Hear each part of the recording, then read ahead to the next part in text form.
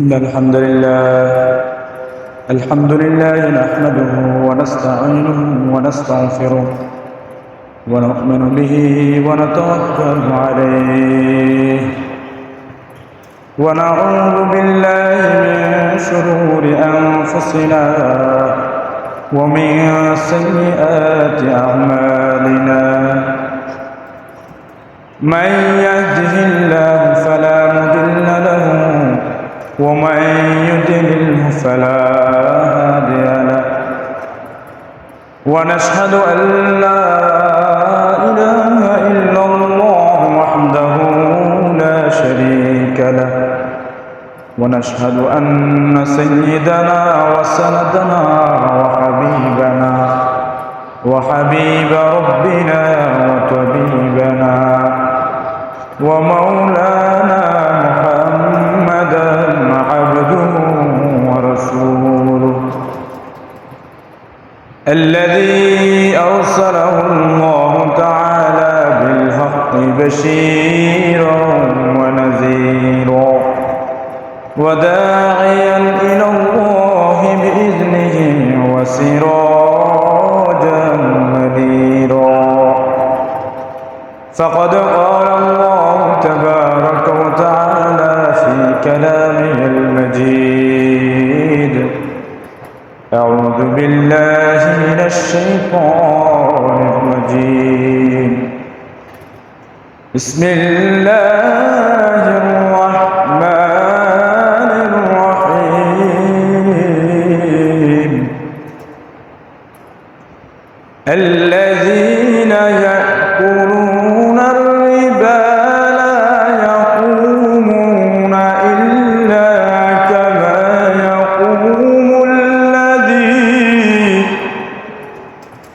إلا كما يقوم الذي يتخبطه الشيطان من المس ذلك بأنهم قالوا إنما البيع مثل الربا وأحل الله البيع وحرم الربا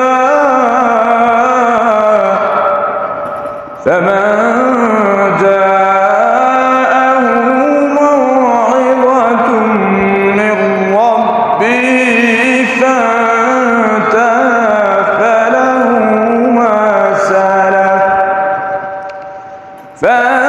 فانتهى فله ما سلف وأمره إلى الله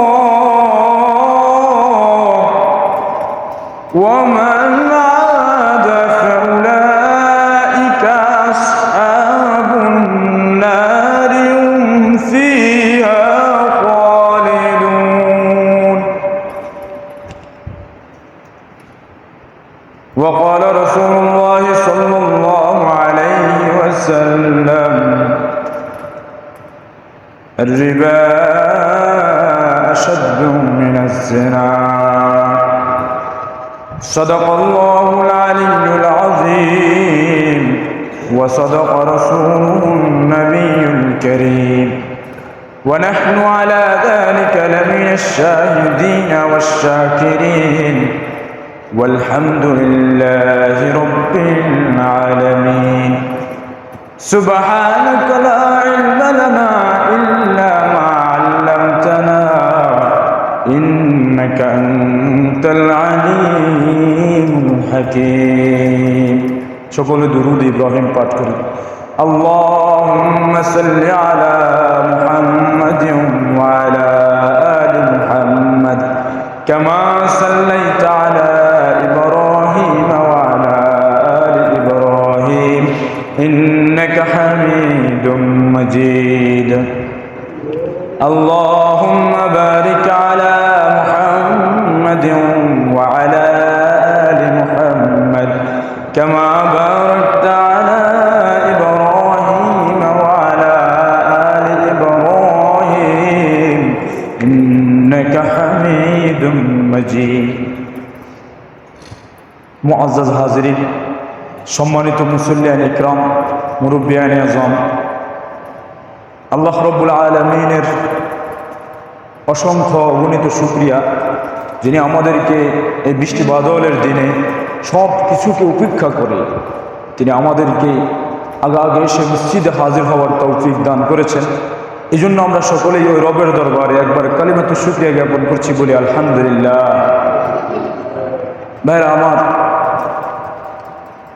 আমরা গত সপ্তাহে আলোচনা করেছিলাম মানবরচিত অন্যান্য যে সমস্ত বিধান রয়েছে রাষ্ট্র পরিচালনার ক্ষেত্রে, ওই সমস্ত বিধান থেকে কোরআনী বিধান অর্থাৎ ইসলামী অর্থনীতি কতটুকু ফলপ্রসূ, এটা নিয়ে আমরা আলোচনা করেছিলাম। আজকে আমরা আলোচনা করব যে কোরআনুল কারীমের বিধান যদি কার্যকর হয় তখন ইনসাফ প্রতিষ্ঠা হবে এবং ন্যায় সাম্য, মানুষের সহ অবস্থান ঠিক থাকবে। এভাবে মানুষরা আপসের মাঝে মিল মোহব্বতের মাঝখানে সমাজে বসবাস করতে পারবে। এ নিয়ে আমরা আলোচনা করব। প্রথমত আমি সূরা বাকারার একখানা আয়াতের কথা আপনাদের স্মরণ করে দিই। সূরা বাকারার মধ্যে আল্লাহ রাব্বুল আলামিন বলেছেন, বিসমিল্লাহির রহমানির রহিম,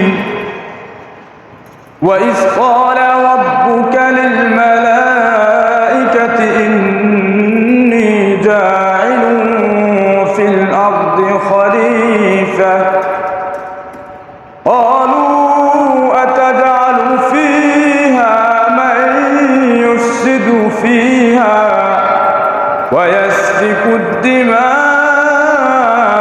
وَنَحْنُ نُسَبِّحُ بِحَمْدِكَ ونقدس لك قال إني أعلم ما لا تعلمون। এই আয়াতের মধ্যে আল্লাহ রাব্বুল আলামিন মানুষদেরকে বলেছেন যে তাদেরকে আল্লাহ রাব্বুল আলামিন খলিফা বানিয়ে এই দুনিয়াতে প্রেরণ করেছেন। খলিফা কিভাবে হবে মানুষ এই দুনিয়াতে এসে রব্বুল আলামিনের প্রতিনিধিত্ব কিভাবে করবে? মুফাসসির ইকরাম বলেন যে মানুষ এই দুনিয়াতে এসে আল্লাহ রব্বুল আলামিন বিধান কার্যকর করবে এবং রব্বুল আলামিনের দেয়া যে বিধান রয়েছে এটাকে শ্রেষ্ঠ মনে করে তাদের জীবনকে তারা ঠেলে সাজাবে। এই ইসলামিক বিধান মোতাবেক সমাজ, ব্যক্তিক জীবন, সামাজিক জীবন, রাষ্ট্রীয় জীবন পর্যন্ত যদি পরিচালনা হয় তাহলে আমাদেরকে কি কি করণীয়, কি করতে হবে? আমাদেরকে প্রথমত আমাদেরকে একটা সুদহীন রাষ্ট্র হিসেবে গঠন করতে হবে। সুদ এটা আল্লাহ রাব্বুল আলামিনের কাছে অনেক মারাত্মক একটা বিষয়। এই জন্য আল্লাহ রাব্বুল আলামিন কুরআনুল কারীমে ইরশাদ করেন, فَإِن لَّمْ تَفْعَلُوا فَأْذَنُوا بِحَرْبٍ مِّنَ اللَّهِ وَرَسُولِهِ। হে নবী, আপনি তাদেরকে বলে দেন যে তারাও যদি সুদের থেকে নিবৃত্ত না হয় তাহলে আল্লাহ এবং আল্লাহ রাসূলের পক্ষ থেকে আপনি তাদেরকে জিহাদের ঘোষণা দিয়ে দেন।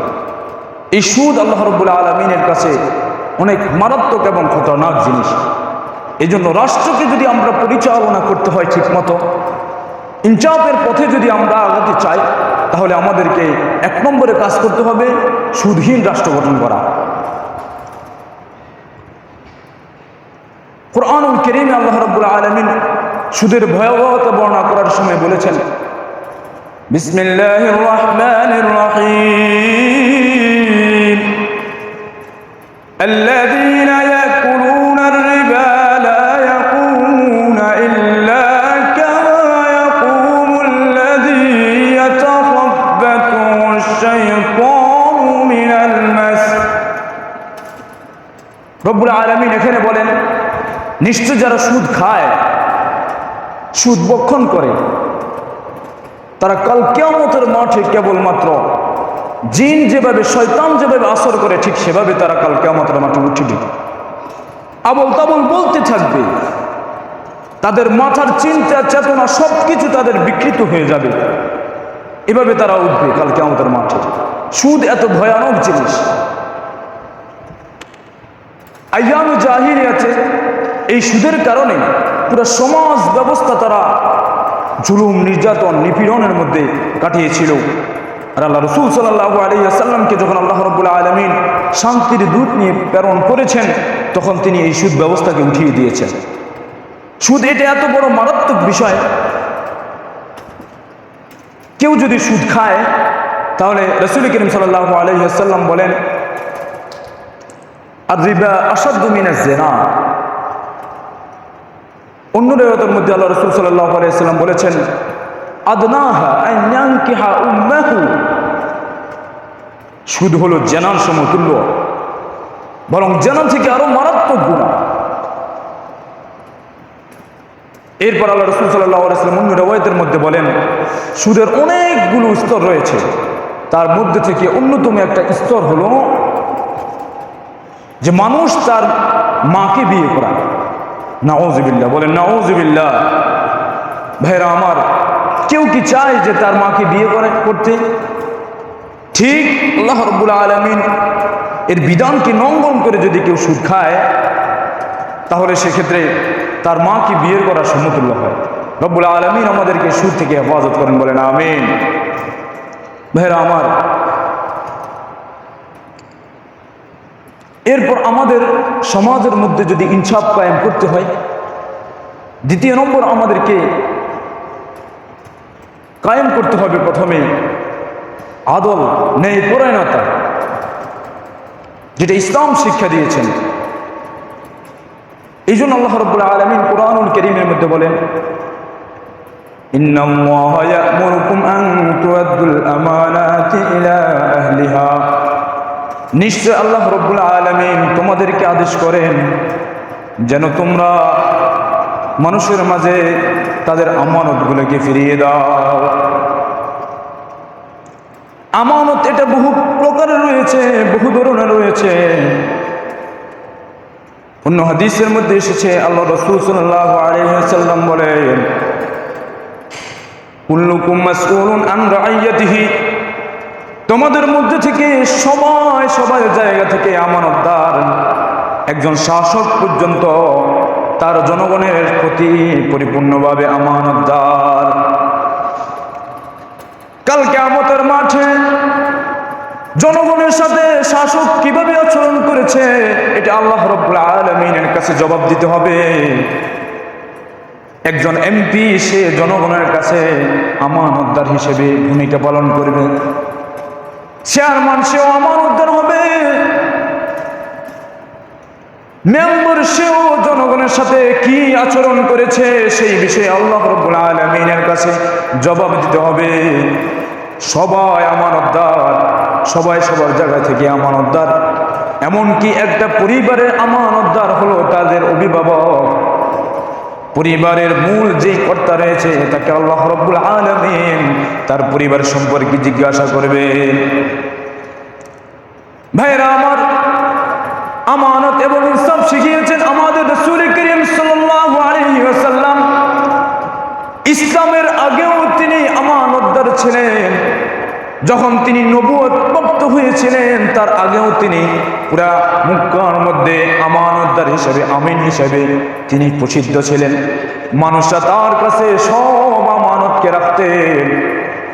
এমনকি একবার যখন হযরত আসমাদকে কাবা শরীফের গিলাফের সাথে, কাবা শরীফের যে ঘরটা রয়েছে সেই ঘরের সাথে তারা স্থাপন করবে, তখন সবাই মারামারি লেগে যেতেছিল। সবাই মুহাম্মদ সাল্লাল্লাহু আলাইহি ওয়াসাল্লামের কাছে এসে বলল, হে মুহাম্মদ, তুমি আমাদের মাঝে কাবা শরীফের এই হজরে আসওয়াদটা আমরা লাগাবো। এই বিচারের মাঝে তুমি আমাদের মাঝে একটা সুন্দর সুষ্ঠু বিচার প্রণয়ন করে দাও। মুহাম্মদুর রাসূলুল্লাহ সাল্লাল্লাহু আলাইহি ওয়াসাল্লাম তাদের মাঝে সুন্দর করে বিচার কার্য পরিচালনা করেছেন। বনু হাশিম, বনু কেনানা, কুরাইশ, বনু নজির, তারা সবাই রাসূল করিম সাল্লাল্লাহু আলাইহি ওয়াসাল্লামের কাছে যখন এসেছিল, আল্লাহ রাসূল সাল্লাল্লাহু আলাইহি ওয়াসাল্লাম তাদের সবার থেকে এক একজন করে নেতা বাছনি করলেন। একটা চাদর নিলেন, চাদরের মধ্যে এই হজরে আসওয়াদের পাথরটাকে তারা রেখে দিল। আল্লাহ রাসূল সাল্লাল্লাহু আলাইহি ওয়াসাল্লাম সেই চাদরকে সবাইকে ধরতে বললেন। সবাই সে চাদর ধরলো, চাদরের কোনা ধরলো। আর কাবা শরীফের কাছে যখন আসলো, আল্লাহ রাসূল সাল্লাল্লাহু আলাইহি ওয়াসাল্লাম পাথরটাকে সে চাদরের মধ্যে থেকে নিয়ে কাবা শরীফের মধ্যে লাগিয়ে দিল। সবাই তো হয়রান হয়ে গিয়েছে, এত সুন্দর সুষ্ঠু বিচার এটা মুহাম্মদ ছাড়া আর কারো সম্ভব নয়। মুহাম্মদ এত সুন্দর সুষ্ঠু বিচার কোথেকে শিখলো? তারা তো জানে না এটা আল্লাহ রাব্বুল আলামিন শিখিয়েছে। আমাদের নবী হযরত মুহাম্মদ মুস্তাফা সাল্লাল্লাহু আলাইহি সাল্লামকে আল্লাহ রাব্বুল আলামিন নবুয়ত প্রাপ্তির আগেও ইনসাফ শিখিয়েছেন এবং নবুয়ত প্রাপ্তির পরেও পরিপূর্ণভাবে গোটা জাহানে ইনসাফ প্রতিষ্ঠা করিয়েছে। এজন্য দেখা যায় খোলাফায়ে রাশিদিনের মধ্য থেকে তারা আল্লাহ রাসূল সাল্লাল্লাহু আলাইহি ওয়াসাল্লামের শিক্ষায় শিক্ষিত হয়ে তারাও এই দুনিয়াতে ইসলাম প্রতিষ্ঠা করেছে এবং ইনসাফ প্রতিষ্ঠা করেছে। আপনি শুধুমাত্র হযরত ওমর ফারুক রাদিয়াল্লাহু তাআলা আনহুর জীবনী পড়েন, তাহলে আপনি ইনসাফ কাকে বলে সেটা ঠিক পেয়ে যাবেন। ইবনে জারির তাবারি রাহিমাহুল্লাহ তাআলা ঘটনা বর্ণনা করেন, হযরত ওমর ফারুক রাদিয়াল্লাহু তাআলা আনহু কেমন ইনসাফ করছিলেন, যার ব্যাপারে আল্লাহ রাসূল সাল্লাল্লাহু আলাইহি ওয়াসাল্লাম বলেছেন আশাদ্দুহুম ফি আমরিল্লাহি ওমর। আল্লাহ রাব্বুল আলামিনের হুকুম বাস্তবায়নের ক্ষেত্রে হযরত ওমর ফারুক রাদিয়াল্লাহু তাআলা আনহুর মতো দ্বিতীয় নজরে নেই। ওমর ফারুক রাদিয়াল্লাহু তাআলা আনহুর ব্যাপারে রাসূল করিম সাল্লাল্লাহু আলাইহি ওয়াসাল্লাম আরো বলেছেন, যখন ওমর ইসলাম ধর্ম গ্রহণ করে না তখন আল্লাহ রাসূল বলেছেন আল্লাহুম্মা আইজ্জিল ইসলামা বিউমরি। হে আল্লাহ, আপনি এই ইসলামটা কি দুইজন ওমরের মধ্যে থেকে কোনো একজনের মাধ্যমে আপনি সম্মানিত করেন। একজন ওমর হযরত ওমর ইবনে খাত্তাব রাদিয়াল্লাহু তাআলা আনহু, আরেকজনের কথা আল্লাহ রাসূল সাল্লাল্লাহু আলাইহি ওয়াসাল্লাম এখানে উদ্দেশ্য নিয়েছেন আবুল হাকাম, যাকে বলা হয় আবু জাহেল। তার কপালে আল্লাহ রাব্বুল আলামিন হেদায়েত রাখেননি, এই জন্য সে মুসলমান হতে পারেনি। হযরত ওমর ফারুক রাদিয়াল্লাহু তাআলা আনহু যখন ইসলাম ধর্ম গ্রহণ করেন, আইয়ামে জাহিলিয়াতের যত সব অভ্যাস এবং যত সব কুসংস্কার রয়েছে সব কিছু তিনি ভুলে গিয়ে ইসলামের শিক্ষায় এমন কঠিনভাবে শিক্ষিত হয়েছেন যে পুরা গোটা জাতিকে তিনি ইনসাফের উপর প্রতিষ্ঠিত করেছেন। ভাইরা আমার, একবার হযরত রাসূল করিম সাল্লাল্লাহু আলাইহি ওয়াসাল্লাম রাত্রিবেলাতে হযরত আবু বকর সিদ্দিক রাদিয়াল্লাহু তাআলা আনহুর বাড়িতে যাইতেছিলেন। বাড়ির পাশে কান খাড়া করে দিয়ে তিনি শুনতেছিলেন যে আবু বকর এখন কি করে। দেখতেছে আবু বকর তাহাজ্জুদের মধ্যে নিমজ্জিত, মাওলাই কারীমের প্রেমালাদেশে নিমজ্জিত। এরপর তিনি আবার হযরত ওমর ফারুক রাদিয়াল্লাহু তাআলা আনহুর বাড়িতে গেলেন। যাওয়ার পর দেখলেন ওমর ফারুক রাদিয়াল্লাহু তাআলা আনহু জোরে জোরে কুরআনুল কারীমের আওয়াজ তার ভাষা থেকে ভেসে আসছে। রাসূল করিম সাল্লাল্লাহু আলাইহি ওয়াসাল্লাম যখন ফজরের নামাজ পড়ালেন, আবু বকর এবং ওমর দুইজনকে ডাকলেন। আবু বকরকে এবং ওমরকে ডেকে বললেন, আবু বকর, আমি তো তোমাদের বাড়িতে গেছিলাম রাতের বেলাতে বেড়ানোর জন্য। উভয়জন আটকে উঠল, হে আল্লাহ রাসূল, কিভাবে আপনি আমাদের বাড়িতে গেলেন আর আমরা কোনো খবরই ছিলাম না? বেয়াদবি মাফ করবেন রাসূল। রাসূল করিম সাল্লাল্লাহু আলাইহি ওয়াসাল্লাম বললেন, না না, আমি গিয়েছিলাম তোমাদের বাড়িতে কেবলমাত্র এটা দেখার জন্য যে রাত্রিবেলাতে তোমরা আল্লাহ রাব্বুল আলামিনের ইবাদত করো নাকি ঘুমে বিভোর হয়ে থাকো। কিন্তু আবু বকর রে, তোমার বাড়িতে যখন আমি যাই তখন দেখি তুমি আস্তে আস্তে কুরআনুল কারীম তেলাওয়াত করো, এটার কারণ কি বলো তো? হযরত আবু বকর সিদ্দিক রাদিয়াল্লাহু তাআলা আনহু বললেন, ইয়া রাসূলুল্লাহ, আসমাতু মান নাজাইতু, যাকে আমি শোনানোর দরকার সেই রবকে আমি শুনিয়ে দিয়েছি। আমি যার প্রেমালাপে লিপ্ত তাকে আমি আমার কথার আদান প্রদান করেছিলাম। দুনিয়ার মানুষকে দেখানোর উদ্দেশ্য আমার নেই, এই জন্য আমি আল্লাহ রাব্বুল আলামিনের সাথে গোপন কথা বলেছিলাম। ওমর ফারুক রাদিয়াল্লাহু তাআলা আনহু, হযরত আবু বকর সিদ্দিক রাদিয়াল্লাহু তাআলা আনহু আর ওমর ফারুক রাদিয়াল্লাহু তাআলা আনহু, এই দুইজন ছিলেন সওয়াবের ক্ষেত্রে অগ্রগামী। তারা প্রতিবার আল্লাহ রাসূল সাল্লাল্লাহু আলাইহি ওয়াসাল্লামের সামনে সওয়াবের ক্ষেত্রে এবং নেক আমলের ক্ষেত্রে প্রতিযোগিতা দিয়েছিলেন। ভাইরা আমার, হযরত ওমর ফারুক রাদিয়াল্লাহু তাআলা আনহু বলে উঠলেন যে আবু বকর তো একটা বলেছে উপকারের কথা, কিন্তু রাসূল যখন আমাকে জিজ্ঞাসা করবে অন্তত দুইটা উপকারের কথা আমি বলবো। যখন রাসূল জিজ্ঞাসা করলেন, হে ওমর, কিন্তু যখন তোমার বাড়িতে যায় তখন কেন তুমি জোরে জোরে কুরআনুল কারীমের আওয়াজ তোমার বাসা থেকে বেশি আসলো? তখন হযরত ওমর ফারুক রাদিয়াল্লাহু তাআলা আনহু বলেছেন, হে ইয়া রাসূলুল্লাহ, আমি এই জন্য জোরে জোরে পড়েছি, উকিদুন নিসিয়ান, যারা ঘুমে বিভোর হয়ে গিয়েছে তাদেরকে যাতে করে আমি ডাকতে পারি সেজন্য আমি জোরে জোরে কুরআনুল কারীমের আওয়াজ করতেছিলাম। আর আপনি তো বলেছেন কুরআনুল কারীমের আওয়াজ যতটুকু যায় সেই পর্যন্ত শয়তান বিতাড়িত হয়ে পালায়। ওয়া আত্রিদুশ শয়তান, শয়তানকে আমি ভাগিয়ে দিয়েছি এবং মানুষকে আমি জাগিয়ে তুললাম তাহাজ্জুদের জন্য। কেবলমাত্র এই সওয়াব শুধু কেবল আমি নিলাম না, অন্যান্য মানুষদেরকেও, বাড়িওয়ালাদেরকেও আমি জাগিয়ে তুললাম। আল্লাহ রাসূল সাল্লাল্লাহু আলাইহি ওয়াসাল্লাম বড় খুশি হয়ে গেলেন। এই ছিল হযরত ওমর ফারুক রাদিয়াল্লাহু তাআলা আনহু। যে ওমর ফারুক রাদিয়াল্লাহু তাআলা আনহু রাসূল করিম সাল্লাল্লাহু আলাইহি ওয়াসাল্লামকে হত্যা করার জন্য গিয়েছিল, কিন্তু হত্যা করতে গিয়ে নিজেই মুসলমান হয়ে ফিরে এসেছে। বলেন সুবহানাল্লাহ। সেই ওমর ফারুক রাদিয়াল্লাহু তাআলা আনহু কিভাবে দুনিয়াতে ইনসাফ প্রতিষ্ঠা করেছিলেন দেখেন।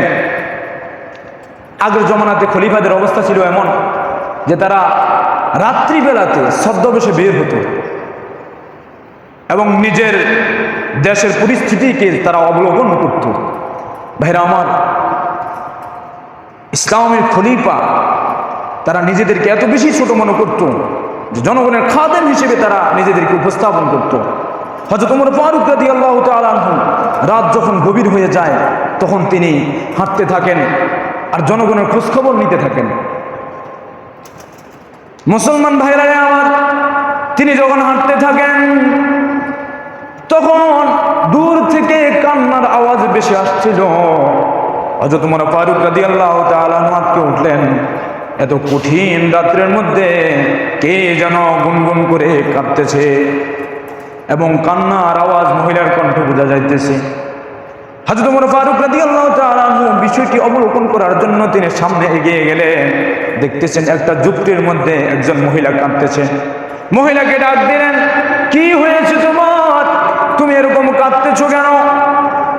মহিলা ঘর থেকে বের হয়ে আসলো, বলল, আপনি কে? আপনাকে তো আমি চিনি না, আপনি পর্দার ওই পাশ থেকে আমার সাথে কথা বলেন।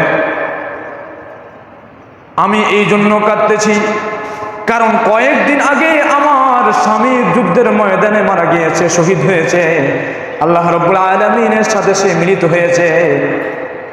এরপরে আমাদের বাড়িতে কোনো খানা দানা কোনো কিছু নেই। আমার কয়েকটি ছোট্ট বাচ্চা রয়েছে, তারা আমার কাছে খানা খানা বলে কাঁদে, তাদেরকে খানা আমি দিতে পারি না। এখন এই 7 দিন চলে গিয়েছে, তাদেরকে কোনো খানা দিতে পারে না, পেটের মধ্যে কোনো খানা পানি পড়ে না। হে যুবক, আমি এই জন্য কান্না করতেছি যে আমি বাচ্চাদেরকে বুঝ দেওয়ার জন্য চুলার মধ্যে আগুন দিয়ে উপরে ডেগের মধ্যে পানি গরম করতেছি, আর বাচ্চাদেরকে বললাম তোমাদের জন্য আমি খানা পাকাইতেছি, ভাত রান্না করতেছি, তোমরা একটু অপেক্ষা করো। বাচ্চারা ঘুমিয়ে পড়েছে। এখন আমি এই জন্য কান্না করতেছি, আল্লাহ রাব্বুল আলামিন আমাকে এত কঠিন পরীক্ষা করেছে যে আমি আমার বাচ্চাকে মিথ্যা বলে দিব, এই জন্য যে আমি আমার বাচ্চাদের সামনে যদি খানা না দিতে পারি তখন বাচ্চারা বলবে, হে আমাদের মা, আপনি আমাদের সাথে প্রতারণা করেছেন। হে যুবক, এই দেশের রাজা আমাদের সাথে জুলুম করেছে। ওমরের কথা আমরা সবচাইতে বেশি শুনেছি, সে নাকি অনেক বেশি ইনসাফগার, ন্যায়পরায়ণ বাদশা। কিন্তু আজকে অনেক দিন চলে গিয়েছে, ওমর বাদশাহ ওমর আমাদের কোনো খোঁজ খবর নেয় নাই। কার সামনে কয়? কার সামনে কয়? হযরত ওমর ফারুক রাদিয়াল্লাহু তাআলা আনহুর সামনে। ওমর তো আল্লাহ রাব্বুল আলামিনের কাছে তওবা ইস্তেগফার করতেছে, হায় আমি কি করলাম, জনগণের খোঁজ খবর আমি ভালো করে নিতে পারি নাই। তখন ওমর রাদিয়াল্লাহু তাআলা আনহু নিজের পরিচয় ওপেন করেন নাই এখনো। তিনি ওই মহিলাকে বললেন, হে মা, আপনি যদি ওমরকে পান তাহলে কি করবেন বলেন তো? বলে যে ওমর তো অনেক বেশি জালেম, তার সামনে আপনি আর কি বলার আছেন? কাল কিয়ামতের মাঠে আমি ওমরের জন্য নালিশ করবো আল্লাহ তাআলার দরবারে।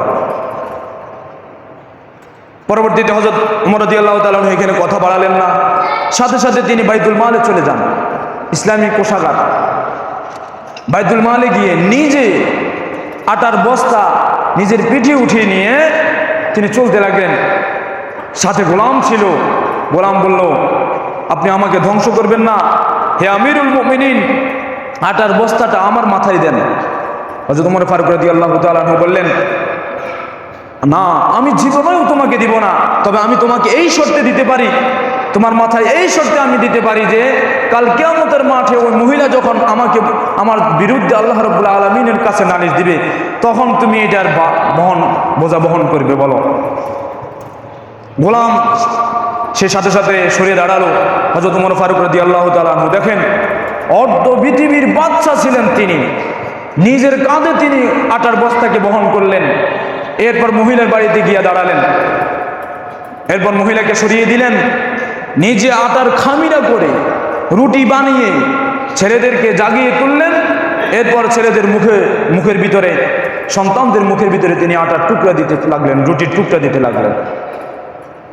ভাইরা আমার, এই ছিল হযরত ওমর ফারুক রাদিয়াল্লাহু তাআলা আনহু এর ন্যায় প্রণয়তা। আমাদের দেশে তো এমন পরিস্থিতি হয় যে যেই ক্ষমতাতে আসে ক্ষমতার অপব্যবহার করে নিজেদের মতো নিজেরা মানুষের হক মেরে বিশ্ব ব্যাংকের কাছে নিজেদের টাকা জমিয়ে বোঝা বহন করে নিয়ে যায়। কিন্তু ইসলামের খলিফাদের এমন অবস্থা ছিল যে নিজেরা না খাবে কিন্তু জনগণকে তারা খাওয়িয়ে ছাড়বে। এমন জনগণ, একজন জনগণ পর্যন্ত উপবাস থেকে, অনাহার থেকে রাত্রি যাপন করবে, এটা তারা সহ্য করতে পারেন না। অথচ এরা জানে না, ওয়া তুইজ্জু মান তাশা ওয়া তুযিল্লু মান তাশা বিয়াদিকাল খায়র। ক্ষমতা কেবল আল্লাহ রাব্বুল আলামিনের হাতে, তিনি যাকে চান তাকে ক্ষমতা দান করেন, আবার ঠিক যাকে চান তাকে ক্ষমতা থেকে বিচ্যুত করেন। আবার অনেককেই দেখা যায় ক্ষমতা দিয়েও অপমান করে ছাড়েন, ঠিক কিনা? রব্বুল আলামিন এখানে এই জন্য এটা বলেন নাই যে ক্ষমতা দিলেই যে তাকে সম্মান দেওয়া হবে, এটা কিন্তু বলা হয় নাই। ক্ষমতা দিয়েও কাউকে অপমান করতে পারেন। দেখেন হযরত ওমর ফারুক রাদিয়াল্লাহু তাআলা আনহু নিজেই রুটি বানালেন, আটার খামিরা তৈরি করলেন, এরপর রুটি বানিয়ে ছেলেদের মুখের মধ্যে দিতেছিলেন কোলে নিয়ে। এরপর তিনি কান্না করতেছিলেন। ওমর ফারুক রাদিয়াল্লাহু তাআলা আনহু সেখান থেকে চলে আসলেন। ওমর ফারুক রাদিয়াল্লাহু তাআলা আনহু আসার সময় মহিলা ডেকে বলল, হে যুবক, তোমাকে আমি চিনি না, তুমি কে? তবে তোমার মতো এরকম এত ভালো মায়ের সন্তান আমি দুনিয়াতে দেখি নাই। যদি তুমি এই দেশের রাজা হইতা তাহলে ভালো হতো। ওমর অনেক বেশি জুলুম আমাদের উপর করছে, তুমি এই দেশের রাজা হও, এটাই আমি চাই। তবে হে যুবক, তুমি কখনো ওমরের কাছে আমার বিষয় শেয়ার করবে না, কারণ ওমর এত বেশি জালেম, অনেক বেশি মেজাজ গরম। সে যদি আমাকে পায় তাহলে সাথে সাথে আমাকে জাগাত শেষ করে দিবে, লাশের গন্ধও আমার পাওয়া যাবে না। ওমর ফারুক রাদিয়াল্লাহু তাআলা আনহু তিনি এই কথা শুনে নিজের বাড়িতে চলে আসলেন। রাতে ঘুমাতে পারেন নাই। সকালবেলা যখন আসলো তখন রাজ দরবারের প্রহরীদের মাধ্যমে তিনি ডাকলেন মহিলাদের বাসায় গিয়ে তাকে যেন নিয়ে আসে। দুইজন ব্যক্তি যখন মহিলার বাসায় যায় তখন মহিলাকে ডেকে বললেন, ওমর ফারুক আপনাকে ডাকতেছে। মহিলা বলল, খাইছে কি হবে এখন আমার? এই যুবক মনে হয় ওমরের কাছে গিয়ে বলল, আমার বিরুদ্ধে নালিশ দিয়েছে, আজকে মনে হয় আমার কোনো বাঁচার উপায় থাকবে না, আমার ছেলেদেরকে আমি রেখে যাই, আমি যদিও মারা যাই কিন্তু আমার ছেলে সন্তানরা যাতে মৃত্যুবরণ না করে। তিনি একা পথে হাঁটতে লাগলেন এই দুইজন প্রহরীর সাথে। যখন রাজ দরবারের কাছাকাছি আসলেন তখন দেখেন প্রেসিডেন্টের চেয়ারে হযরত ওমর রাদিয়াল্লাহু তাআলা আনহু বসা, ওই যুবক বসা যে যুবক রাত্রিবেলা তার বাড়িতে গিয়েছিল। এখন তার অবস্থা খুবই ভিতরে করুণ অবস্থা হয়ে দাঁড়ালো। সে বলল, হায় কার কাছে আমি আমার সমস্ত কথা আমি কার কাছে ওমরের বিরুদ্ধে নালিশ করলাম? এই যে ওমর, যার বিরুদ্ধে নালিশ করলাম সেই ওমর এখানে বসা। আজকে মনে হয় আমার বাঁচার কোনো উপায় থাকবে না। সাথে সাথে মহিলা হযরত ওমর ফারুক রাদিয়াল্লাহু তাআলা আনহুর কাছাকাছি বসলেন, বলেন হাত দূর করে ক্ষমা চাইতে লাগলেন। হযরত ওমর ফারুক রাদিয়াল্লাহু তাআলা আনহু সিংহাসন থেকে নেমে হযরত ওই মহিলাটাকে আগে সিংহাসনে বসালেন। ভাইরা আমার, দেখেন হযরত ওমর ফারুক রাদিয়াল্লাহু তাআলা আনহুর ইনসাফ, তিনি মহিলাকে সিংহাসনে বসালেন আর হাতের মধ্যে খেজুরের কাণ্ড তিনি হাতের মধ্যে তুলে দিলেন। এরপরে বললেন, হে মা, আপনি যে বলেছিলেন আল্লাহ রাব্বুল আলামিনের কাছে আমার বিরুদ্ধে নালিশ করবেন, আপনি আমাকে যা ইচ্ছে মারেন, আমি আপনাদের উপর জুলুম করেছি, আপনার বাচ্চার উপর জুলুম করেছি। আমি আমার জনগণের ভালোভাবে হিসাব নিতে পারি নাই, তাদের খোঁজ খবর নিতে পারি নাই। আপনি আপনার মন মতো যতক্ষণ পিটান আমাকে পিটান। গেঞ্জিটা তিনি ওপেন ভাবে খুলে দিয়েছেন, এরপরে মহিলাকে দিলেন, আপনি যা ইচ্ছে আমাকে মারেন, আমার কোনো আপত্তি থাকবে না। মহিলা সাথে সাথে কেঁদে উঠলেন, হে ওমর, তোমাকে তো আমি চিনি না, তুমি তো সেই মায়ের সন্তান যে রাত্রিবেলা আমার বাসায় গিয়ে আমাদের খোঁজ খবর নিয়েছ। বাচ্চা হিসেবে হয়তো সবার খোঁজ খবর নেওয়া সম্ভব নাও হতে পারে, কিন্তু তোমার মতো এরকম নেই পরায়ণ বাচ্চা আর দুনিয়াতে আসতে নাও পারে। তোমার মতো এত ভালো মায়ের সন্তান আমাদের এই খেলাফতের অধীনে আদিষ্ঠিত হয়েছে। এই খলিফা ওমর, তুমি এই ওমর ছাড়া আমরা আর কোনো বাচ্চার চাই না। ভাইরা আমার, দেখেন হযরত ওমর ফারুক রাদিয়াল্লাহু তাআলা আনহু দুনিয়ার মধ্যে এমন ইনসাফ প্রতিষ্ঠা করে গিয়েছেন, সাধারণ থেকে সাধারণ মানুষ তাদের হক বুঝে পেয়েছে। তিনি সেই কুরআনুল কারীমের অনুসরণ করে তিনি সব কাজকর্ম আদায় দিতেন। এই জন্য আল্লাহ রাব্বুল আলামিন কুরআনুল কারীমে বলে, ইন্নাল্লাহা ইয়া'মুরুকুম আন তুআদ্দুল আমানাতি ইলা আহলিহা। আল্লাহ রাব্বুল আলামিন তোমাদেরকে আদেশ করেন যাতে করে তোমরা যারা হক পায় তাদের পরিপূর্ণভাবে হক বুঝিয়ে দাও। শুধুমাত্র দেশের প্রধান হলেই চলবে না, জনগণের খোঁজ খবরও নেওয়া লাগবে। এজন্য ভাইরা আমার, যারা বাদশাহিত্ব গ্রহণ করবে, যারা ক্ষমতা দখল করবে, ক্ষমতার চেয়ারে যারা বসবে, তাদের উপর প্রথম নম্বরের কথা হলো ইসলামের শিক্ষায় তারা শিক্ষিত হয়ে ইনসাফ কায়েম করবে। আর ভাইরা আমার, ইনসাফ খেলাফত ছাড়া, আল্লাহর বিধান ছাড়া ইনসাফ কখনো কায়েম হবে না। ভাইরা আমার, হযরত ওমর ইবনে আব্দুল আজিজ রাহিমাহুল্লাহ তাআলা, তিনি এই পৃথিবীর ন্যায়পরায়ণ বাদশার মধ্যে থেকে অন্যতম একজন বাদশা ছিলেন। তিনি আল্লাহ রাব্বুল আলামিনের বিধান অনুসারে পুরো দেশকে পরিচালনা করতেন।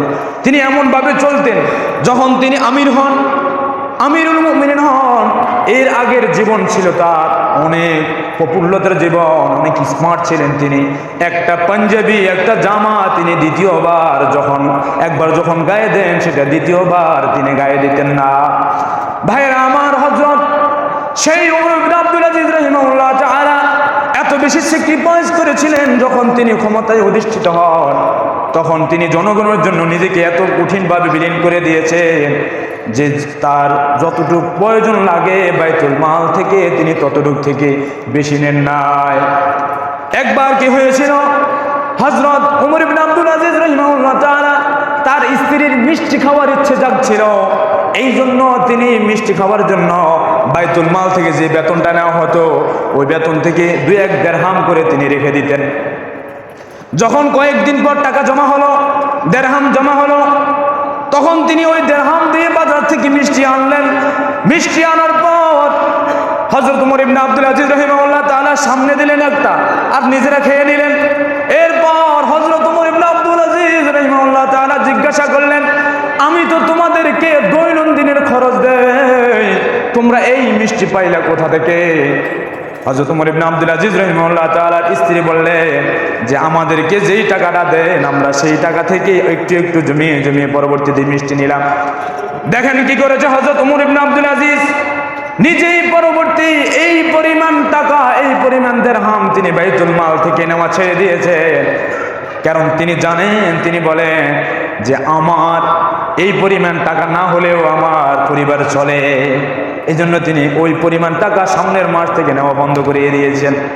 এরকম ছিল ইসলামী খলিফারা। ভাইয়েরা আমার, এই ইসলাম যদি প্রতিষ্ঠা হয়, প্রত্যেকটা রাজা বাচ্চা এভাবে তাদের তাকওয়া এবং ইনসাফের মাধ্যমে পরিপূর্ণভাবে দেশটাকে পরিচালনা করবে। এই দেশটা আমাদের মধ্য থেকে পরিপূর্ণভাবে আমাদের পরের জেনারেশন তা পাবে। এভাবে তারা জান্নাতে যাওয়ার আগে ছোট্ট একটা জান্নাতে পরিণত করবে এই দেশটাকে। এজন্য ভাইয়েরা আমার, আল্লাহ রাব্বুল আলামিন আমাদেরকে যে খেলাফতের দায়িত্ব দিয়েছেন, যে খেলাফতের কথা বলেছেন, এই খেলাফত এবং ইসলামী শাসন যদি আমরা কায়েম করতে পারি, আবার এই উমরি খেলাফত আমাদের দেশে কায়েম হবে ইনশাআল্লাহ। ভাইরা আমার, এই জন্য পরিপূর্ণভাবে প্রস্তুত থাকা, পরিপূর্ণভাবে মনে আগ্রহ থাকতে হবে যে আমাদেরকে মুসলমান হিসেবে অন্তত ইসলামী শাসন ব্যবস্থা আমরা চাইতে হবে। যেই খেলাফতে আসুক সমস্যা নেই, কিন্তু ইসলামী শাসন যাতে সে কায়েম করে। কারণ ইসলামী শাসন ছাড়া কখনো এই দেশে ইনসাফ কায়েম হবে না। কারণ মানুষের মাঝে যদি আল্লাহ রাব্বুল আলামিনের ভয় যদি না থাকে, তাকওয়া যদি না থাকে, কখনো সে ইনসাফ কায়েম করতে পারবে না। গণতন্ত্র ইনসাফ শিখায় না, সমাজতন্ত্র ইনসাফ শিখায় না, সেকুলারিজম কখনো ইনসাফ শিখাতে পারে না। ইনসাফ কেবলমাত্র শিখায় হলো ইসলাম। জনগণের সাথে বাচ্চা কি রূপ আচরণ করবে, কিভাবে সাধারণ মানুষের সাথে সে আচরণ করবে, সেটাও ইসলাম শিক্ষা দিয়েছেন। ভাইরা আমার, রব্বুল আলামিন যে সমস্ত কথা বলা হয়েছে, প্রথমে আমাকে এরপর আপনাদেরকে আমল করার তৌফিক দান করেন। ওয়া আখিরু দাওয়ানা আলহামদুলিল্লাহি রাব্বিল আলামিন। যারা 4 রাকাত ক্বাবলাল জুমা পড়তে পারেননি